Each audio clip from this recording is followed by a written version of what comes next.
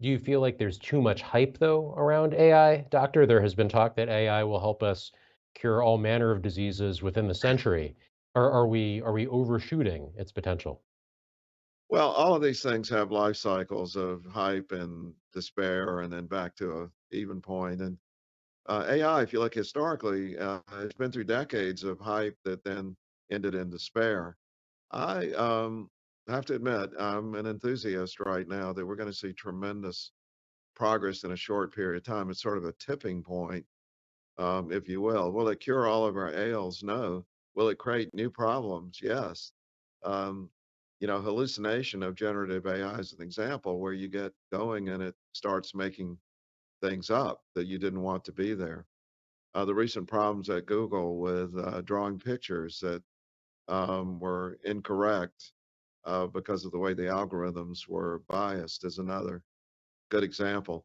So it's not all positive. Regulation is going to be important because, like all big time technologies, it can do good and it could also do harm. And we need to help the industry steer itself towards that part of doing much more good than harm. But I have to admit, I'm a great enthusiast right now for the potential. Just quickly to apply to rare disease, imagine you have a disease that only 1,000 people in the world have.